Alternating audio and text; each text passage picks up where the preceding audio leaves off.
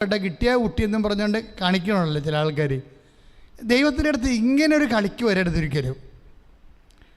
അതായത് കിട്ടിയ ഒക്കട്ടെ, കിട്ടിയ കുട്ടി പോയ ചട്ടി എന്നും പറഞ്ഞുകൊണ്ട് പ്രാർത്ഥിക്കുന്ന ആൾക്കാരില്ലേ.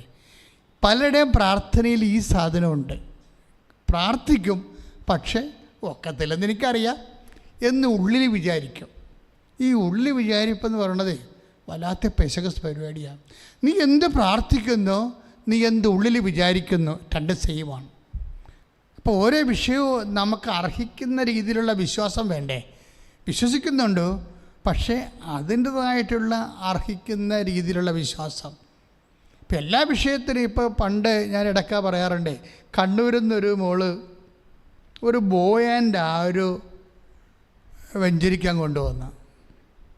ബോയൻ്റെ എന്ന് പറയുന്നത് അമ്പും വില്ലും. ഇപ്പം നാഷണൽ അത്ലറ്റാണ്, ദേശീയ താരമാണ്. അപ്പം അവർ ബോയൻ്റെ ആരോയാണ് അവരുടെ സ്പെഷ്യലൈസ് ചെയ്തിരിക്കുന്നത്. അപ്പം അത് അവർ കണ്ണൂരിൽ ട്രെയിനിൽ കൊണ്ടുവന്നതാണ് ഇവിടെ വെഞ്ചരിക്കാൻ. കുർബാന കഴിഞ്ഞപ്പോൾ ഞാൻ ആ ബോയൻ്റെ ഞാൻ തന്നെ പൊക്കിയിട്ട് എനിക്ക് പൊക്കാൻ പറ്റാതെ ബുദ്ധിമുട്ടുണ്ടായിരുന്നാലും അത് ഈസി അല്ലായിരുന്നു. അപ്പം ഞാനിവിടുത്തെ ആ മോളെ കണ്ടപ്പോൾ അവർക്ക് എങ്ങനെയായാലും ഒരു 17 വയസ്സൊക്കെ കാണും. അത്ര എന്നെപ്പോലെ സ്കെൽറ്റ് ടൈപ്പാണ്. പക്ഷെ ഞാനൊരു കൊച്ചിങ്ങനെ ഇത് പൊക്കിയിട്ട് വേണ്ടേ ഇത് ഷൂട്ട് ചെയ്യാൻ. അപ്പോൾ ചിലപ്പോൾ എനിക്കറിയാം പ്രാക്ടീസ് കൊണ്ട് അത് ചെയ്യാൻ പറ്റുമെന്ന് വിചാരിക്കും. ഞാനിത് ബോയൻ്റെ വെഞ്ചരിച്ച് കൊടുത്ത്. നാഷണലിൽ പോകണമെങ്കിൽ അതിൻ്റെ അർത്ഥം എന്താണ്? അവർ സ്റ്റേറ്റിൽ കിട്ടിയിട്ടല്ലേ അത് പോണത്. 3 കോടി ജനങ്ങളുടെ ഇടക്കുന്ന അവർക്ക് ഒരു 1ാം സമ്മാനം കിട്ടിയിട്ടാണല്ലേ കൊച്ച് ദേശീയ മത്സരത്തിന് പോണത്. പക്ഷെ അവൾ പോയി കഴിഞ്ഞ സമയത്ത് എനിക്ക് മറ്റൊരു തരത്തിലുള്ള ചിന്തയാണ് വന്നത്. എന്താ കാര്യം? ബോയൻ്റെ ഞാനത് പിടിച്ച് എയ്യണമെങ്കിൽ മിക്കവാറും ഒരു 10 മീറ്റർ ചെന്ന് അത്രേ ഉള്ളൂ. പക്ഷേ ആ കുട്ടി അത് എയ്യുമ്പോൾ അത് ചിലപ്പോഴൊരു 30 മീറ്റർ പോകും. 30 മീറ്റർ പോയാൽ പറ്റത്തില്ല. അതിൻ്റെ ലക്ഷ്യത്തിൽ ചെന്നത് തറക്കണം.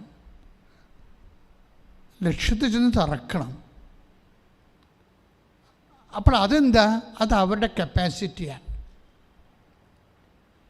ഈ ഉടമ്പടിയിൽ ഒരു കപ്പാസിറ്റി പ്രോബ്ലം ഉണ്ട്. അതാണ് ഞാൻ പറഞ്ഞുകൊണ്ട് വരുന്നത്. നമ്മുടേത് ഉടമ്പടി ധ്യാനമാണല്ലോ. കാര്യം ഉടമ്പടി ചെയ്തവർക്കും ഉടമ്പടി പുതുക്കിയവർക്കുമാണ് എല്ലാ ചൊവ്വാഴ്ചകളിലും അതിൻ്റെ ഉടമ്പടി യാത്രയിൽ വ്യത്യസ്തമായ നിർദ്ദേശം നൽകേണ്ടത്. ഉടമ്പടി ഒരു കപ്പാസിറ്റിയുമായിട്ട് ബന്ധപ്പെട്ട വിഷയമാണ്. കാര്യം ഇപ്പോൾ ആ കുട്ടിയുടെ വിഷയം തന്നെ എടുത്തതുപോലെ ഞാൻ ആ ബോയൻ്റെ ഷൂട്ട് ചെയ്താൽ 10 മീറ്റർ എനിക്ക് അത് വിടാൻ പറ്റത്തുള്ളൂ, ലക്ഷ്യത്തിൽ കൊള്ളത്തില്ല. പക്ഷെ ആ കുട്ടി അത് ഷൂട്ട് ചെയ്ത് കഴിയുമ്പോൾ 30 മീറ്റർ ചെല്ലുകയും ലക്ഷ്യത്തിൽ കൊള്ളുകയും ചെയ്യും. അപ്പം അങ്ങനെ വരാൻ കാരണത്തത് അവരുടെ കപ്പാസിറ്റിയാണത്. ഇതുപോലെ ഉടമ്പടിക്കൊരു കപ്പാസിറ്റി ഉണ്ട്. ഇപ്പം എല്ലാവരും ഉടമ്പടി ചെയ്യുന്നു. ഒത്തിരി പേർക്ക് സാക്ഷ്യങ്ങളുണ്ട്. എല്ലാവരും തന്നെ പകുതിയോളം പേരെങ്കിലും ഇവിടെ വന്നത് പറയുന്നുണ്ട്. ചില ആൾക്കാർ പറയാതിരിക്കുന്നത്, അയ്യോ ഞങ്ങൾ വന്നാൽ എങ്ങനെ യൂട്യൂബിൽ ഉടനെ വരുമല്ലോ പേര്, അത് അവർക്ക് ഭയങ്കര ക്ഷീണമാണ്. കാര്യം ഉടമ്പടി ചെയ്യാൻ അവർക്ക് ഭയങ്കര ഇഷ്ടമാണ്. പക്ഷേ കർത്താവ് ഒരു അനുഗ്രഹിച്ച് കഴിഞ്ഞാൽ പിന്നെ അവർ ദൈവത്തെ മഹത്വപ്പെടുത്തത്തില്ല. പിന്നെ അടുത്ത വിഷയം ഉണ്ടാകുമ്പോൾ വീണ്ടും വന്ന് അവർ ഉടമ്പടി ചെയ്യും. പക്ഷേ ദൈവം അനുഗ്രഹിച്ച ദൈവത്തെ മഹത്വപ്പെടുത്തത്തില്ല. എന്താ കാര്യം? അവർക്ക് തന്നെ വലിയ മഹത്വമുണ്ട് നാട്ടിലെ. അവർ ചിലപ്പോൾ ഹെഡ് മിസ്ട്രസ് ആകാം, അല്ല ചിലപ്പോൾ ഡോക്ടറാകാം. എന്തുമാത്രം ഡോക്ടേഴ്സ് വന്ന് ഉടമ്പടി എടുത്തിട്ടുണ്ട്. പക്ഷെ ആരെങ്കിലും 1-2 ഡോക്ടർമാർ മാത്രമേ ധൈര്യം കാണിച്ചുള്ളൂ സാക്ഷ്യം പറയാൻ. അനുഭവം ഇല്ലാഞ്ഞിട്ടല്ല, ഉടമ്പടിക്ക് അനുഭവമില്ലേ പിന്നെ എന്തിന് അനുഭവം ഉണ്ടാകാനാ? പക്ഷേ എന്താ പ്രശ്നത്തിൽ അവർ തങ്ങളുടെ പേഷ്യൻ്റ് തങ്ങളുടെ ഹോസ്പിറ്റലിലൊക്കെ വർക്ക് ചെയ്യുമ്പോൾ ഇവിടെ വന്ന് സാക്ഷ്യം പറഞ്ഞിട്ട് യൂട്യൂബിൽ കണ്ടു കഴിഞ്ഞാൽ അപ്പോൾ അവരും ചോദിക്കത്തില്ലേ? കാര്യം ഇവർ ഭംഗിക്കെങ്കിലും ദൈവത്തെ നിഷേധിച്ച ആൾക്കാർ ആ കൂട്ടത്തിലുണ്ടാവും. ഭംഗിക്കെങ്കിലുമേ. ഇപ്പോൾ നാട് ഓടുമ്പോൾ നടുവേ ഓടണമെന്ന് പറഞ്ഞുകൊണ്ട് എവിടെയാണ് അവിടെ ചെല്ലുമ്പോൾ വിശ്വാസം ഇല്ലാത്തതാണ് അവിടെ ഒരു ക്രെഡിറ്റ് എങ്കിൽ വിശ്വാസം ഉള്ളവന് ഇല്ലാത്തതുപോലെ അവിടെ അനുഭവിക്കും അല്ല അഭിനയിക്കും. അത് വലിയൊരു ട്രാജഡിയാണ്. ആധ്യാത്മിക ജീവിതത്തിൻ്റെ ട്രാജഡികൾ. എന്തുകൊണ്ട് നിങ്ങൾ ഇങ്ങനെയായിപ്പോയി? എന്തുകൊണ്ട് നിങ്ങളെ ദൈവം തൊടുന്നില്ല? എന്തുകൊണ്ട് ദൈവം നിങ്ങളെ പെട്ടെന്ന് തൊടുന്നില്ല എന്നാണ് ഞാൻ പറയണത്. ഓരോരോ മനോഭാവങ്ങളാണ് ശരിക്കും. കാര്യം ചില കൂട്ടത്തിൽ ചെല്ലുമ്പോൾ അവിടെ ചെല്ലുമ്പോൾ ദൈവത്തെ അങ്ങനെ അംഗീകരിക്കണ ആൾക്കാരൊന്നും ആയിരിക്കത്തില്ല. അങ്ങനെയാണെങ്കിൽ അംഗീകരിക്കാത്തവരുടെ കൂടെ കൂടുമ്പോൾ അവർ ദൈവത്തിനെക്കുറിച്ച് അല്ലെങ്കിൽ ദൈവവിശ്വാസത്തെക്കുറിച്ച് അല്ലെങ്കിൽ സഭയെക്കുറിച്ച് അല്ലെങ്കിൽ വിശ്വാസികളെക്കുറിച്ച് എന്തെങ്കിലുമൊക്കെ തരികിട പറഞ്ഞുകൊണ്ടിരിക്കുമ്പോൾ ഒന്നെങ്കിൽ ചിരിച്ചുകൊണ്ട് കേട്ടുകൊണ്ട് നിൽക്കും. അതിനേക്കാൾ നല്ലത് നീ പോയി പട്ടിക്കാടം തിന്നണതാ. കാരണം നീ ദൈവത്തിൻ്റെ വിഷം കെട്ടി വിശ്വാസത്തിൻ്റെ വിഷം കെട്ടി കൃപാസനത്തിൽ വർക്ക് ചെയ്യുകയും ചെയ്യും, അല്ലെങ്കിൽ കൃപാസനത്തിൽ വന്ന് നീ ഉടമ്പടി എടുക്കുകയും ചെയ്യും. പക്ഷെ കല്യാണപ്പാട്ടിലും മരണപ്പാട്ടിലും ഒക്കെ ചെല്ലുമ്പോൾ നിൻ്റെ വിശ്വാസം ഏറ്റു പറയാൻ മരിച്ച വീട്ടിൽ ചെന്ന് കഴിഞ്ഞാൽ ഒരു കുരിശ് മര്യാദയ്ക്ക് വരക്കാത്ത എത്രയോ പേപ്പട്ടികൾ ഈ സഭയിലുണ്ട്. ഞാൻ ചില ആൾക്കാർ ഞാൻ മരിപ്പ് പിടിച്ചപ്പോൾ ഞാൻ ശ്രദ്ധിക്കും. കാര്യം ഒരു വിശ്വാസമുള്ളവ വന്നിട്ട് ആ മൃതശരീരത്തിന് നേരെ നിന്നിട്ട് അവിടെ നിന്നിട്ട് കുരിശ് വരച്ചിട്ട് ഒരു സ്വർഗസ്ഥനായതും ഒരു നന്മ നിറഞ്ഞൂറും ചൊല്ലി ആത്മാവിന് വേണ്ടി കാഴ്ചവെച്ച് കുറച്ചു നേരം മൗനമായി പ്രാർത്ഥിച്ചിട്ടാണ് നമ്മൾ മാറിയിരിക്കുന്നത്. ഇതങ്ങനെയല്ല. നേരെ വന്ന് മുഖത്തിട്ട് നോക്കും, ശവത്തിൻ്റെ മുഖത്ത് നോക്കിയിട്ട് വേറൊരു ശവമായി പോയി അവൻ കസേരയിരിക്കും. ഇങ്ങനെ കുറേ ശവക്രിസ്ത്യാനികളുണ്ട്. കാര്യം ദൈവം നമ്മളെ അടുക്കുന്ന ദൈവാനുഭവം കിട്ടുന്നില്ല എന്നല്ല പ്രശ്നം. നമ്മൾക്കെന്താ സംഭവിച്ചത്? നമ്മൾ ഒക്കെ ചേര തിന്നണ നാട്ടിൽ തന്നപ്പോൾ നടുത്തുണ്ടൻ തിന്നാൻ വേണ്ടിയുള്ള വ്യഗ്രത കാണിച്ചു. വിശ്വാസം കുറവുള്ളവൻ്റെ അടുത്ത് എന്നിട്ട് അവസാനം അവൻ പറയണത് വേദപ്രമാണമാക്കി എടുത്തിട്ട് നമ്മളും അവനെപ്പോലെ അഭിനയിച്ചുകൊണ്ട് അവരിലൊരാളായിട്ട് കേമത്വം നടിച്ചു ദൈവത്തെ തള്ളിപ്പറഞ്ഞു. ഇങ്ങനെ ദൈവത്തെ തള്ളിപ്പറയുന്നത് പിന്നെ അവരുടെ ഞാനാണെങ്കിൽ എൻ്റെ സ്വഭാവം അനുസരിച്ച് ഞാനൊരാളെ വിലയിരുത്തണത് അവന് കർത്താവുമായിട്ട് ബന്ധമുണ്ടോ ഇല്ലേ എന്നാണ്. ഭയങ്കരമായിട്ട് ശരിക്കും ഞാൻ ഭയങ്കര ചൂസ് ചെയ്താണ് ആൾക്കാരെ കൈകാര്യം ചെയ്യണത്. ദൈവത്തിന് ആവശ്യമില്ലാത്ത ആൾക്കാരെ അല്ലെങ്കിൽ ദൈവത്തെ അംഗീകരിക്കാത്ത കൂട്ടായ്മയിലോ ദൈവത്തെ അംഗീകരിക്കാത്ത ഒരു സാംസ്കാരിക വേദി പോലും അടുക്കത്തില്ല. Why should we waste our time? കാരണം ഞാൻ പട്ടം വാങ്ങിച്ചിരിക്കുന്നത് അങ്ങനെയുള്ളവർക്ക് ദൈവത്തിലേക്ക് വരാൻ താല്പര്യം ഉണ്ടെങ്കിൽ തീർച്ചയായിട്ടും അതിനു വേണ്ടി നമ്മൾ പരിശ്രമിക്കും. അല്ലാതെ നമ്മുടെ സമയം വേസ്റ്റ് ചെയ്യത്തില്ല. എന്താ കാര്യത്തിൽ നീ ഇങ്ങനെ പലപ്പോഴും ഇതുപോലെയുള്ള വ്യക്തികളുടെ വിശ്വാസം, പല ആൾക്കാരുടെയും വിശ്വാസം തണുത്തുപോയത് എങ്ങനെയാണെന്ന് അറിയാമോ? വിശ്വാസം പ്രഖ്യാപിക്കാതെ പോയത് കൊണ്ടാണ്.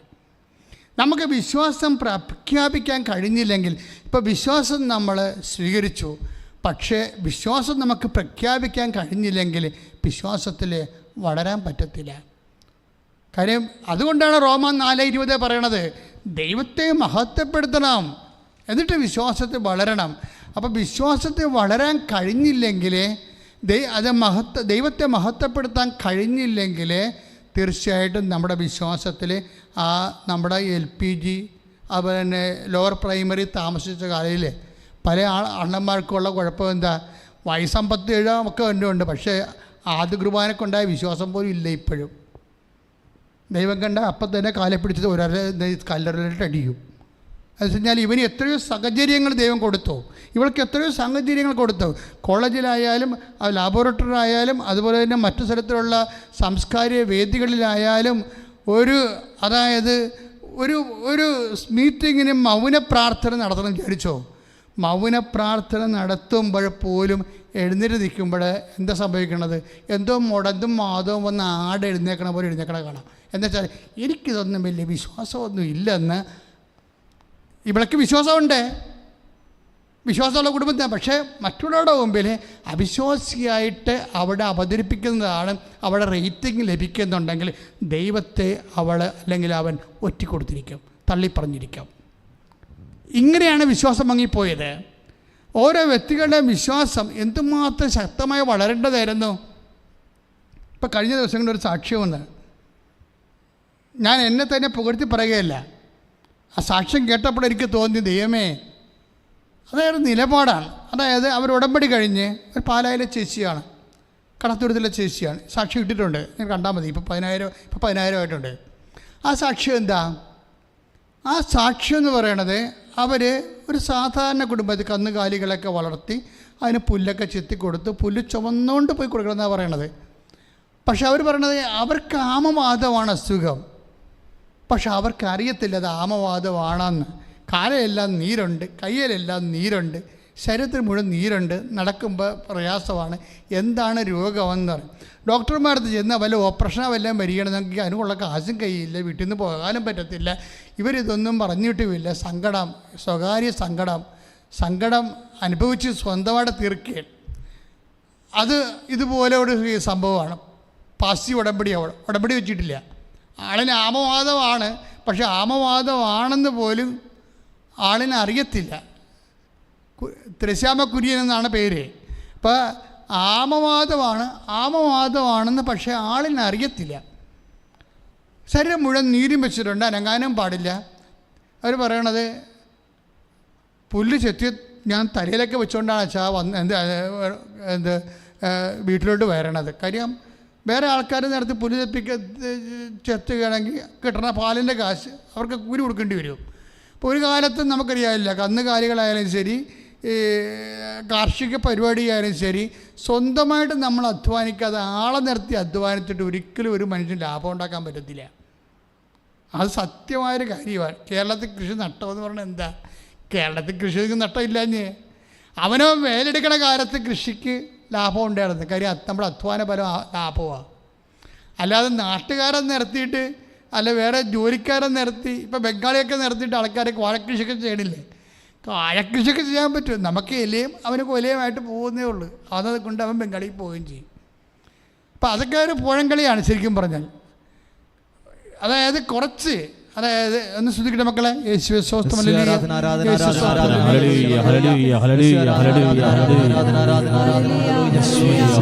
കരങ്ങളുയർത്തിക്കൊണ്ട് ശ്രദ്ധിക്കട്ടെ. കർത്താവേ, ഞങ്ങളങ്ങേ സ്തുതിച്ച് പ്രാർത്ഥിക്കുന്നു.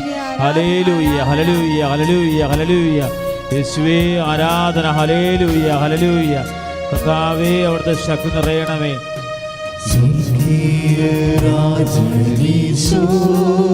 ചേർന്ന് പാടാം. മുൻപിൽ വന്നിതാനാ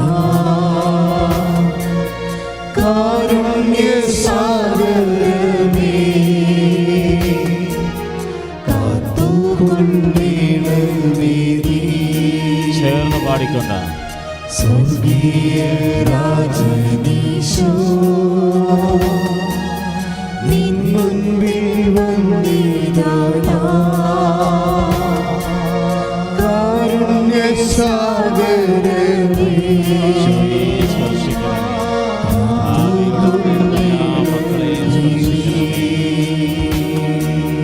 പരിശുദ്ധ പരമ ദിവ്യകാരുണ്യത്തിന്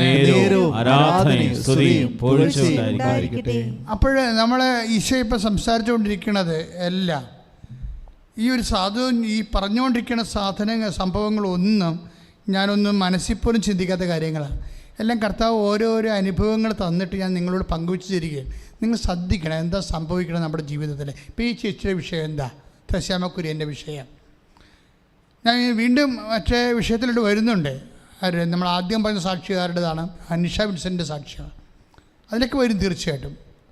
കാര്യം എങ്ങനെ നോക്കിയാലും അവസാനം കർത്താവ് ഒടിച്ച് മടക്കി കൊണ്ടുവന്ന് വണ്ടി സ്റ്റാൻഡേ പിടിക്കണേ കാണാം. ഞാൻ മറന്നുപോയാലും ഈശോ അത് തിരിച്ചു കൊണ്ടുവരും. അപ്പോൾ നിങ്ങൾ ശ്രദ്ധിക്കേണ്ട കാര്യം, ഇപ്പോൾ ഈ ത്രശ്യാമ വിൻസെൻ്റിൻ്റെ സാക്ഷ്യം എന്താണ്, അല്ല കുര്യൻ്റെ സാക്ഷ്യം എന്താണ്? അവർക്ക് ആമവാദമാണെന്ന് അവർക്ക് അറിയത്തില്ല. അവർക്ക് നീര് കെട്ടി കിടക്കുന്ന ശരീരം മുഴുവനും. പക്ഷേ നടക്കാനും അതിൻ്റെ ബുദ്ധിമുട്ടെല്ലാം ഉണ്ട്. പക്ഷേ ഇതിങ്ങനെ ഇത് ഒരു ആശുപത്രിയിൽ പോയാൽ ഓപ്പറേഷൻ വരുക, അതിന് മുടക്കാൻ ഇല്ലല്ലോ, അവിടെ പോയി കൂടെ നിൽക്കാൻ ആരും ഇല്ലല്ലോ, അങ്ങനെ പല പല പ്രശ്നങ്ങളാണ്. പക്ഷേ ഇവരിത് ഉടമ്പടി പോലും വെച്ചില്ല. എന്തുകൊണ്ടാണെന്ന് നമുക്കറിയത്തില്ല. അച്ഛൻ മുമ്പ് പറഞ്ഞത് കേസാവും. എന്തൊക്കെയാണ്? കർത്താവ് ഇത് ചെയ്യുക. നമ്മളുടെ ഉള്ളിലൊക്കെ ദൈവം എന്ന് പറയുന്നത് ഗോഡ് ഓഫ് സ്മോൾ തിങ്സാണ്. എന്താ കാര്യം? നമ്മുടെ വിശ്വാസം, ലിറ്റിൽ ഫെയ്ത്താണ്. കർത്താവ് അപ്പോസ്തലന്മാരോട് ഇടയ്ക്ക് പറയാറുള്ള വാക്കാണ്, ഓ മാൻ ഓഫ് ലിറ്റിൽ ഫെയ്ത്ത്, അല്പവിശ്വാസികളെ. ഇപ്പോൾ 4:35 നമ്മൾ വായിക്കുമ്പോഴേ നിങ്ങൾ എന്തിന് സംശയിച്ചു? കാരണം സംശയം കൂടെ ഉള്ള വിശ്വാസമാണ് ലിറ്റിൽ ഫെയ്ത്ത് എന്ന് പറയുന്നത്. ഷോർട്ട് ഫെയ്ത്ത്, ചെറിയ ഫെയ്ത്ത്. കാര്യം എന്താണ്? അതിനകത്ത് കുറച്ച് വെള്ളവും കുറച്ച് പാലും ആയിരിക്കും. എന്നുവെച്ചാൽ 1/4% പാലും 3/4% വെള്ളവും. അതാണ് ലിറ്റിൽ ഫെയ്ത്ത് എന്ന് പറയുന്നത്. സംശയത്തിൻ്റെ വെള്ളമുണ്ട് അതിൻ്റെ അകത്ത്. ഇതെങ്ങനെ വന്നതാ? ഇത് എങ്ങനെയാണ് ഈ സംശയത്തിൻ്റെ വെള്ളം കയറിയത് വിശ്വാസത്തിൽ? കാലാകാലങ്ങളായിട്ട് വന്ന കൈകാര്യത്തിൻ്റെ കുഴപ്പങ്ങളാണ്. Occasional faith ഉണ്ടായിട്ടാണ്. എന്തെങ്കിലും വിഷയങ്ങളുണ്ടാകുമ്പോൾ മാത്രം ദൈവത്തിൽ ഇടപെടുകയും പിന്നെയുള്ള കാര്യങ്ങളെല്ലാം സൈലൻ്റായിട്ട് സാധാരണ പോലെ ജീവിക്കുകയും ചെയ്യുമ്പോഴാണ് ഈ വെള്ളം കയറണത്. വിശ്വാസത്തിൽ വെള്ളം കയറണം എപ്പോഴാണെന്നാണ് ഈ പരിശുദ്ധാത്മാവ് നിന്നോട് പറയുന്നത്. കാര്യം ഒരു കുപ്പി പാലുണ്ടെങ്കിൽ 1/4 കുപ്പി പാലും 3/4 കുപ്പി വെള്ളവുമായിട്ട് മാറും. ഇത് പാലും വെള്ളമായിട്ട് മാറണത്. അതിന് ഈശോ പറഞ്ഞത് എന്താണ്? ഓ മാൻ ഓഫ് ലിറ്റിൽ ഫെയ്ത്ത്. ഇപ്പോൾ കർത്താവ് 4:35 മർക്കോസിൻ്റെ സുവിശേഷത്തിൽ കൊടുങ്കാറ്റിനെ ശാന്തമാക്കുമ്പോൾ കർത്താവേ വി ആർ പെരിഷിങ്. പത്രോസ് എന്താ പറയണത്? യേശുവിൻ്റെ കൂടെ കഴിയുന്ന മനുഷ്യർ പറയണത് എന്താണ്? വി ആർ പെരിഷിങ് എന്നുവെച്ചാൽ ഞങ്ങൾ നശിക്കാൻ പോകുന്നുവെന്നാണ്. അപ്പോൾ കർത്താവിൻ്റെ കൂടെ ഉള്ളപ്പോൾ ആൾക്കാരെങ്ങനെ നശിക്കണത്? അതിന് ഈശോ തിരിച്ച് പറഞ്ഞ കാര്യം എന്താണ്? ഓ മാൻ ഓഫ് ലിറ്റിൽ ഫെയ്ത്ത്, അല്പവിശ്വാസികളെ, നിങ്ങൾ സംശയിച്ചത് എന്തിന്? അപ്പം സംശയമാണ് വെള്ളം, വിശ്വാസവും സംശയവും. അപ്പം വിശ്വാസത്തിൻ്റെ സംശയങ്ങൾ എന്തുമാത്രം കുറഞ്ഞ് വരുന്നു. O woman your faith is great എന്ന് പറഞ്ഞില്ലേ? ആരോട് പറഞ്ഞതാ? രക്തസ്രാവ രോഗിയോട് പറഞ്ഞതാണ്. എന്താ കാര്യം? അവൾ പുറകിലൂടെ വന്ന് കർത്താവിൻ്റെ വസ്ത്രാഞ്ചലത്തിൽ തൊട്ടാൽ, വസ്ത്രാഞ്ചലത്തിലെങ്കിലും തൊട്ടാൽ, ബോഡി തൊടേണ്ട കാര്യമില്ല, വസ്ത്രാഞ്ചലത്തിലെങ്കിലും തൊട്ടാൽ താൻ സൗഖ്യമായിരിക്കുമെന്ന് അവൾ ഉള്ളിൽ വിചാരിച്ചു. ഈ ഉള്ളിൽ വിചാരിപ്പ് കൊണ്ട് വിശ്വാസം ഉണ്ടാകും, സംശയം ഉണ്ടാകും. ചില ആൾക്കാർ ഉള്ളിൽ വിചാരിക്കും. എന്ത് വിചാരിക്കും? ഓ ദൈവം ഇത് ചെയ്യുമോ, ഇത് പറയണോ എന്ന്. അതും ഒരു ഉള്ളിൽ വിചാരിപ്പാണ്. എന്നുവെച്ചാൽ വിശ്വാസവും ഒരു ഉള്ളിൽ വിചാരിപ്പാണ്, സംശയവും ഒരു ഉള്ളിൽ വിചാരിപ്പാണ്. നിനക്ക് ഏതാണ് കൂടുതൽ ഏതാണ് കുറവെന്ന് ചിന്തിച്ചാൽ മതി. വിശ്വാസം ഒരു ഉള്ളിൽ വിചാരിപ്പാണ്. ഇനി എന്തുമാത്രം സംശയമുണ്ട്, എന്തുമാത്രം വിശ്വാസമുണ്ട്. ഇപ്പം തന്നെ നമ്മൾ ആദ്യം പറഞ്ഞത് ആരാണ്? നിഷ വിൻസെൻ്റ്. അവരുടെ സംഭവം എന്താണ്? അവരുടെ പെട്ടെന്ന് അവിടെ അലർജിയുള്ള കൈ, 6 വയസ്സ് മുതൽ അലർജിയുള്ള കൈ, കൃപാസന യൂട്യൂബ് ചാനലിൽ ആരാധനയൊക്കെ കാണിച്ചപ്പോഴേ കർത്താവിൻ്റെ തിരുസന്നിധിയിൽ കാണിച്ച്, കർത്താവ് ഇപ്പോഴേ അലർജി രോഗികളെ സുഖപ്പെടുത്തുന്ന സമയമാണല്ലോ, എൻ്റെ കയ്യെ സുഖപ്പെടുത്തണമേ എന്ന് കാണിച്ചു കഴിഞ്ഞപ്പോൾ എന്നാ പറ്റിയത്? പിറ്റേ ദിവസം സാധനം മുമ്പത്തേക്കാളും പഴുത്ത് വികൃതമായി. അപ്പോൾ അവർക്ക് മനസ്സിലായി, ഞാനിങ്ങനെ കാണിച്ചെങ്കിലും പകുതി വിശ്വാസവും പകുതി സംശയമായിട്ടാണ് കാണിക്കുന്നത്. ഇത് തന്നെയാണ് പ്രാർത്ഥനയ്ക്ക് വരുന്നൊരു കുഴപ്പം. പല ആൾക്കാരും പ്രാർത്ഥിക്കുമ്പോൾ പകുതി വിശ്വാസവും പകുതി സംശയമായിട്ടാണ് കാണിക്കുന്നത്. അപ്പം അങ്ങനെ വരുമ്പോൾ എന്നാ പറ്റുമെന്ന് വെച്ച് കഴിഞ്ഞാൽ, ദൈവത്തിന് എൻ്റെ പിതാവ് എപ്പോഴും പ്രവർത്തനക്ഷമനാണ്, ഞാനും പ്രവർത്തിക്കുന്നു, ഇല്ലേ? ഞാനും പ്രവർത്തിക്കുന്നു. പക്ഷേ ദൈവത്തിൻ്റെ പ്രവർത്തനം എന്താ? ദൈവത്തിൻ്റെ പ്രവർത്തനം നമ്മളിൽ വിശ്വാസം വർദ്ധിപ്പിച്ചെടുക്കുന്നതാണ് ദൈവത്തിൻ്റെ പ്രവർത്തനം. പറഞ്ഞു മനസ്സിലായില്ലേ? ഇപ്പം ഒന്ന് വായിച്ച് സ്തുതിക്കട്ടെ. ഹല്ലേലൂയ.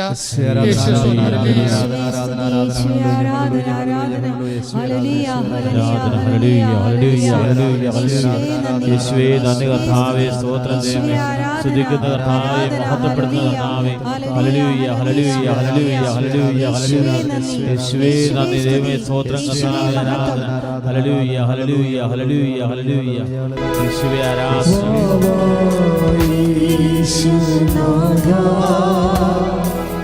Baba,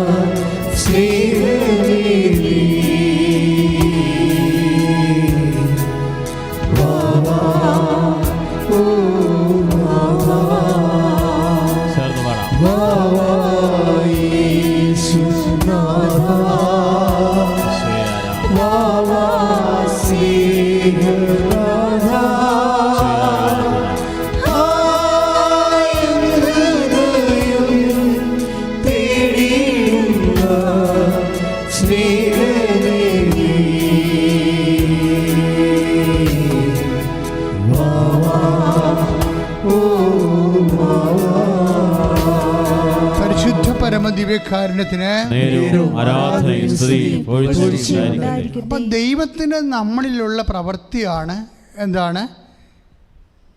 വിശ്വാസം വർദ്ധിപ്പിക്കുക എന്നുള്ളത്. ഇതിന് ദൈവം ഓരോ ഇടപെടലുകൾ നടത്തും ജീവിതത്തിലെ. ചിലർക്ക് ആ ഇടപെടൽ അറിയാൻ പറ്റും, ചിലർ ഡെഡ് ബോഡി പോലെ അറിയത്തില്ല. എന്തെല്ലാം ദൈവം തൻ്റെ ചുറ്റിനും തൻ്റെ ജീവിതത്തിൽ ചെയ്താലും ചിലർ ജന്മന അന്ധന്മാരുണ്ടാവും. ജന്മന അന്ധന്മാരെ ചില ആൾക്കാർ ഭാര്യമാർ സുഖപ്പെടുത്തും. അവർ പ്രാർത്ഥിച്ച് അവർക്ക് വിശ്വാസം വർദ്ധിച്ചു. പക്ഷെ ചില വീട്ടിൽ ഭാര്യ അന്ധയായിരിക്കും. ജന്മന അന്ധന്മാരുള്ള വീടുകളില്ലേ, ജന്മന വിശ്വാസമില്ല കുറഞ്ഞിട്ടുള്ള ആൾക്കാർ, അവരെ ഭാര്യമാർ അവരെ പ്രാർത്ഥിച്ച് സുഖപ്പെടുത്തിയെടുക്കും. പക്ഷെ ചില വീട്ടിലെല്ലാം പറ്റും, ഭാര്യ അന്ധയായിരിക്കും. പിന്നെ മക്കളെ പറയാണ്ട് മക്കളും അന്ധന്മാർ. 9ാം ക്ലാസ്സിൽ പഠിക്കുന്ന മക്കളായാലും ശരി, അതുപോലെ തന്നെ എൻജിനീയറിംഗ് പഠിക്കുന്ന മക്കളായാലും ശരി, അവരും അന്ധന്മാരാണ്. എന്താണ്? മാതാപിതാക്കന്മാർ അന്ധന്മാരെടുത്ത്. ഇപ്പോഴും അവർ പാരമ്പര്യമായിട്ട് കൊടുത്ത ചെറിയ കുടുംബ പ്രാർത്ഥന ഒക്കാതെയൊക്കെ ചൊല്ലി കുടുംബത്തിലൊക്കെ ചെയ്യുന്നുണ്ടെങ്കിലും ആഴമായിട്ടോ ഇതൊക്കെ വല്ലതും വിശ്വസിക്കാവോ, ഇതൊക്കെ ശരിയാക്കാവോ, പക്ഷേ ചെയ്തേക്കാം എന്നൊക്കെ പറഞ്ഞുകൊണ്ട് ആക്കാനും വേണ്ടി ഇങ്ങനെ മനസ്സിൻ്റെ ഉൾപ്രേരണ പോലെ ഒരു ശീലം പോലെ അങ്ങനെ ചെയ്തു പോണവരുണ്ട്. ഇവരുടെ മുമ്പിലും ഇപ്പം ദൈവം അനുഭവങ്ങൾ കൊടുക്കുന്നുണ്ട്. പക്ഷേ അനുഭവങ്ങളെ ഇവർ ഡയറക്റ്റായിട്ട് ഏറ്റു പറയത്തില്ല. എന്താ പ്രശ്നം വെച്ചാൽ അവർക്ക് ക്ഷീണമാണ്. പലരും എന്തിനുണ്ട് കരിസ്മാറ്റിക്കാരെ എതിർക്കാൻ കാര്യം എന്താണ്? കരിസ്മാറ്റ് മേഖലയിലെ ഒരു സൈദ്ധാന്തിക ആശയ ദൈവത്തെയൊന്നും അല്ല പറയണത്. We are speaking and proclaim the tangible god. നമുക്ക് തൊടാവുന്ന ദൈവത്തെയാണ് പറയണത്. ഇപ്പോൾ യുവമാർക്ക് പേടിയാം. എന്താ കാര്യം? അയ്യോ, ദൈവം സത്യമായിട്ട് ഉണ്ടെന്ന് അനുഭവിച്ചാൽ പിന്നെ നമ്മൾ അഭ്യാസങ്ങൾ നടക്കത്തില്ല. ദൈവത്തിൻ്റെ വചനം അനുസരിച്ച് ജീവിക്കേണ്ടി വരും. അത് പേടിയാണ്. ദൈവത്തിൻ്റെ വചനം അനുസരിച്ച് ജീവിക്കാൻ അത്ര ബുദ്ധിമുട്ടുള്ള കാര്യമല്ല. അതിൻ്റെ അഭിഷേകം കിട്ടിയ സിമ്പിളാണിത്, ദൈവത്തിൻ്റെ വചനം അനുസരിച്ച് ജീവിക്കുക എന്ന് പറയുന്നത്. ഇപ്പോൾ ഈ വിശുദ്ധന്മാരെയൊക്കെ നമ്മൾ കാണുമ്പോൾ അവർക്ക് അവർ വലിയ ആനക്കാര്യം ഒരു ആനക്കാര്യം ചെയ്തിട്ടില്ല. ഇൻക്ലൂഡിങ് മദർ തെരേസയെക്കുറിച്ചും എന്താണ്, ഇപ്പോൾ മദർ തെരേസ കോടികൾ പോലും എനിക്ക് തന്നാലും അവർ ചെയ്യണ ജോലി ഞാൻ ചെയ്യത്തില്ല എന്നൊക്കെ പറഞ്ഞ് നമ്മൾ ആത്മകഥയെ വായിക്കും. പക്ഷെ ഒരു കാര്യം സത്യമാണ്, മദറിനത് സിമ്പിളാണ്. ഒരു കുഷ്ഠരോഗിയുടെ പുഴുവെടുത്ത് അരിച്ച് കളയുന്ന സ്ഥലത്തിരുന്ന് കഞ്ഞി കുടിക്കുന്നതോ അല്ല പുഴുവരിച്ച് കളയണതോ ഒക്കെ എടുത്തു മാറ്റണമൊക്കെ സിമ്പിളാണ്. എന്താ കാര്യം? ദൈവസ്നേഹത്തിൽ അതിൻ്റെ അഭിഷേകം അവർക്ക് കിട്ടിയിട്ടുണ്ട്. എന്താണ് അഭിഷേകം എന്ന് പറയുന്നത്? എൻ്റെ പിതാവിനാൽ ആകർഷിക്കപ്പെടാതെ ആർക്കും എൻ്റെ അടുത്ത് വരാനാവില്ലെന്ന് ഈശോ പറഞ്ഞില്ലേ? അത് ചെയ്യാനുള്ളൊരു ആകർഷണമുണ്ട്. എല്ലാം ഒരു ആകർഷണമാണ്. ഇപ്പം ഞങ്ങൾ സെലിബ്രേറ്റായിട്ട് ഇപ്പം ഞാൻ 62 വർഷമായി അല്ലെങ്കിൽ 36 വർഷമായിട്ട് പൗരോഹിത്യത്തിൽ നിൽക്കുക. ഇനി ഒരു ജന്മം കിട്ടിയാലും ഇതിന് ഓപ്ഷൻ ഉണ്ടോയെന്ന് ചോദിച്ചാൽ ഞാൻ പറയും ഓപ്ഷൻ ഇല്ലെന്ന് പറയും. കാര്യം വെച്ചാൽ ഞാൻ കുടുംബജീവിതത്തിൽ നിന്ന് എനിക്ക് കിട്ടാവുന്ന റിട്ടേൺസ് എന്തൊക്കെയാണെന്ന് എനിക്കറിയാം. കാര്യം ഞാനൊരു 21 ലക്ഷം കുടുംബങ്ങളെ കൗൺസിൽ ചെയ്തിട്ടുണ്ട്. ഏറ്റവും ടോപ്പ് നല്ല കുടുംബങ്ങളുണ്ട്, ദൈവാശ്ചര്യമുള്ള കുടുംബങ്ങളുണ്ട്, അല്ലാത്ത കുടുംബങ്ങളുണ്ട്, മീഡിയം ഫാമിലീസുണ്ട്. ഒരു ഫാമിലി വളർന്നാൽ എന്തുമാത്രം വളരാൻ പറ്റും എന്നെനിക്കറിയാൻ പറ്റും. പക്ഷെ ഒരു പൗരോഹിത്യം വളർന്നാൽ അതിനൊരു അറ്റവും ഉണ്ടാകത്തില്ല, അറുതിയും ഉണ്ടാകത്തില്ല. എന്താ കാര്യം? ഇവൻ ഫുൾ ടൈമർ കൃപയാണ്, ഫുൾ ടൈമർ കർത്താവിൻ്റെ ശുശ്രൂഷയിലാണ്. അതിൽ ആകർഷണം കിട്ടിയിരിക്കുകയാണ്, അതിൽ അഭിഷേകം കിട്ടിയിരിക്കുകയാണ്. അതിൽ നിന്നുള്ള റിട്ടേൺസ് എന്ന് പറയുന്നത് നമ്മൾ എവിടെ തലകുത്തി പറഞ്ഞാലും എപ്പോഴും കരുണയുടെ വർഷം പ്രഖ്യാപിച്ചെന്ന് ഫ്രാൻസിസ് മാർപ്പാപ്പ പറഞ്ഞപ്പോൾ ഞാൻ കൃപാസനത്തിൽ പ്രസംഗിച്ചത് എന്താണെന്നറിയാവോ? ഞാൻ രോഗിയായിരുന്നു, നിങ്ങളെന്നെ സന്ദർശിച്ചു, അല്ലെങ്കിൽ ഭക്ഷണമില്ലാതെ ഭക്ഷണം കൊടുക്കുക, അതുപോലെ തന്നെ അങ്ങനെയുള്ള ദൈവത്തിൻ്റെ കരുണയെ ചുമ്മാ ഒരു സാമൂഹ്യ പ്രവർത്തനമായിട്ട് തരം താഴ്ത്തരുത്. ലോകത്തോട് കാണിക്കുന്ന സഭയാണെങ്കിൽ ലോകത്തോട് കാണിക്കാവുന്ന ഏറ്റവും വലിയ കരുണ എന്താണ്? യേശുവിനെ അറിയാത്തവരെ അറിയിക്കുകയാണ്. അതിനെക്കുറിച്ചൊരു അക്ഷരം മിണ്ടാതെ മറ്റ് അഭയാർത്ഥികളെ സ്വീകരിക്കുന്ന കാര്യവും അതുപോലെ തന്നെ അഭയം നൽകുന്ന കാര്യവും അതൊക്കെ യേശുവിന് മുമ്പ് മനുഷ്യൻ ചെയ്തുകൊണ്ടിരുന്ന കാര്യമാണ്. യേശുവിന് ശേഷമൊന്നുമല്ല ആൾക്കാർ അഭയാർത്ഥികളെ സ്വീകരിക്കാൻ തുടങ്ങിയത്. യേശുവിന് മുമ്പും ആൾക്കാർ വസ്ത്രമില്ലാത്തവർക്ക് വസ്ത്രം കൊടുക്കുമായിരുന്നു. തോബിയാസിനൊക്കെ പുസ്തകത്തിൽ എന്താ, മരിച്ചവനെ അടക്കണം. ഭക്ഷണം കഴിച്ചുകൊണ്ടിരിക്കുമ്പോഴേ നീ തെരുവീഥികൾ ചെല്ലൂ, അവിടെ ചെന്ന് നോക്കിയിട്ട് ആരെങ്കിലും ഉണ്ടെങ്കിൽ ഭക്ഷണം കഴിക്കാത്തതുണ്ടെങ്കിൽ വിളിച്ചോണ്ട് വാ, അവന് വരുന്നവരെ ഞാൻ ഭക്ഷണം കഴിക്കാതിരുന്നോളാമെന്ന് തോബിയാസ് മകനോട് പറയണതേ പുതിയ നിയമത്തിൽ പോലും ഇല്ല സംഭവം. താറ്റിമിസാൻ്റെ അർത്ഥം എന്താ? അവൻ പക്ഷേ വന്നിട്ട് എന്താ പറയണത്? ഒരു ശവം കണ്ടെന്നാ പറയണത്. അപ്പോൾ തോബിയാസ് കൈ കഴുകിയിട്ട് ഭക്ഷണം കഴിക്കാതെ എഴുന്നേറ്റിട്ട് പോയി ആ ശവം മാറ്റി വെച്ചും അവിടെ ഇരുന്ന് സന്ധ്യാവോളം സാപത്ത് കഴിഞ്ഞിട്ട് അടക്കിയിട്ടാണ് തിരിച്ചു വന്ന് ഭക്ഷണം കഴിക്കണത്. അത്രയും തീഷ്ണമായിട്ട് പുതിയ നിയമത്തിലില്ല. അതിൻ്റെ അർത്ഥം എന്താണ് നമ്മൾ മനസ്സിലാക്കേണ്ടത്? യേശുവിന് മുമ്പേ ഇവിടെ മനുഷ്യത്തിൻ്റെ മാനവികതയോടുകൂടി ജീവിക്കുന്ന, ശവത്തോടും ജീവിച്ചിരിക്കുന്നവരോടും ഒരേ ബഹുമാനം കാണിക്കുന്ന ഒരു സമൂഹം, യഹൂദ സമൂഹം നിലനിന്നിരുന്നു എന്നുള്ള ആ സമൂഹത്തിൻ്റെ മൂല്യത്തെ വർദ്ധിപ്പിക്കാൻ വേണ്ടി പുതിയ നിയമത്തിന് കഴിഞ്ഞിട്ടുണ്ടോ എന്ന് ചോദിച്ചു കഴിഞ്ഞാൽ പുതിയ നിയമത്തിലെ ശത്രു സ്നേഹത്തിന് കഴിഞ്ഞിട്ടുണ്ടെന്ന് വേണേൽ പറയാം. കർത്താവ് പറഞ്ഞതാണ്, നീ നിൻ്റെ ശത്രുക്കളെ സ്നേഹിക്കുക, നിൻ്റെ അയൽവാസികളെ സ്നേഹിക്കുക. അത് യഹൂദനില്ലാത്തൊരു കുറവാണ്. അതിൽ നിന്ന് ഉയർത്തിയപ്പോൾ മാനവരാശി തന്നെ ഒപ്പം ഉയർന്നു പോയി. മാനവികത, അതാണ് ക്രിസ്ത്യാനിറ്റി എന്ന് പറയുന്നത്. മാനവിക ഉത്തുംഗമായ മഹത്വപൂർണമായ മാനവികതയുടെ അവസാന വാക്കാണ്. പക്ഷെ അത് അങ്ങനെ പറയുമ്പോഴും ആ മാനവികതയ്ക്ക് വേണ്ടി കരുണ കാണിക്കുമ്പോഴും ആ കരുണയ്ക്കൊരു പരിമിതിയുണ്ട്. എന്താ കാരണം? യേശുക്രിസ്തുവിനെ അറിയിക്കുകയാണ് സഭയുടെ ഒന്നാമത്തെ ഉത്തരവാദിത്വം. അത് യേശുവിൻ്റെ വചനങ്ങളിൽ ലഭിക്കുന്ന കുറച്ച് വചനങ്ങളെ, ഇതുപോലെയുള്ള വചനങ്ങളെ ഗുഡ് സാമരിറ്റൻ എക്സാമ്പിൾ അനുസരിച്ചെടുത്തുകൊണ്ട് മറ്റുള്ളവർക്ക് ഉപകാരങ്ങളും വഴി വ്രണപ്പെട്ട് കിടക്കുന്നവരെ താങ്ങിയെടുക്കുകയും ചെയ്യുന്ന കാര്യങ്ങൾ മാത്രമല്ല, ആ ഗുഡ് സാമരിറ്റൻ്റെ വ്യക്തിക്ക് ശരീരം മാത്രമല്ല ഉള്ളത്, അവനൊരു ആത്മാവുണ്ട്. അത് ദൈവത്തിന് വേണ്ടി ദൈവം സൃഷ്ടിച്ചതാണ്. വിശുദ്ധ അഗസ്തീനോസ് പറഞ്ഞതുപോലെ, ദൈവമേ അങ്ങ് ഞങ്ങളെ നിനക്ക് വേണ്ടി സൃഷ്ടിച്ചു, നിന്നിലെത്തുന്നവരെ ഞാൻ എൻ്റെ ആത്മാവ് എന്തുമാത്രം അസ്വസ്ഥമാകുന്നു.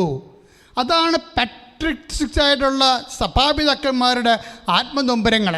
സഭാപിതാക്കന്മാരുടെ ആത്മനൊമ്പരങ്ങൾ ശരീരത്തെക്കുറിച്ചുള്ള വ്യാപരാതി അല്ലായിരുന്നു. സഭാപിതാക്കന്മാരുടെ ആത്മനൊമ്പരങ്ങൾ കർത്താവിൻ്റെ വിശുദ്ധമായ രക്തത്താൽ വീണ്ടെടുക്കപ്പെട്ട മനുഷ്യൻ്റെ ആത്മാവിനെക്കുറിച്ചായിരുന്നു. ഗുഡ് സമരിറ്റനെക്കുറിച്ച് പ്രഖ്യാപിക്കുമ്പോൾ ഗുഡ് സമരിറ്റൻ്റെ ആത്മാവിനെക്കുറിച്ച് വ്യവരാതി കൊള്ളുന്ന ഒരു സഭയുടെ കാലികമായ ബാധ്യതയെക്കുറിച്ച് കരുണയുടെ വർഷത്തിൽ പോലും സഭ പറഞ്ഞിട്ടില്ല എന്നുണ്ടെങ്കിൽ സംതിങ് റോങ് സംവെയർ എൽസ്. അതന്നും ഞാൻ പറയും, ഇന്നും ഞാൻ പറയും. സഭയുടെ ആദ്യത്തെ പ്രവർത്തനങ്ങൾ എന്താണ്? കർത്താവിനെ അറിയാത്തവരെ അറിയിക്കുക. പിന്നെ എന്താണ്? അറിഞ്ഞവനെ ആ അറിവിൽ ആഴപ്പെടുത്തുക. അതൊരു കാരുണ്യപ്രവൃത്തിയാണ്. ശ്രദ്ധിക്കട്ടെ, ശ്രദ്ധിക്കട്ടെ. ഉയർത്തിക്കൊണ്ട് ശ്രദ്ധിക്കട്ടെ. Hallelujah, hallelujah. കർത്താവായ ദൈവമേ, സമർപ്പിച്ച് പ്രാർത്ഥിക്കുന്നു. കർത്താവേ, പ്രാർത്ഥിക്കുന്നു. Hallelujah, hallelujah, hallelujah, hallelujah, hallelujah, hallelujah. യേശുവേ ആരാധന, ഹല്ലേലൂയ, യേശുവേ ആരാധന, ഹല്ലേലൂയ, യേശുവേ ആരാധന, ഹല്ലേലൂയ.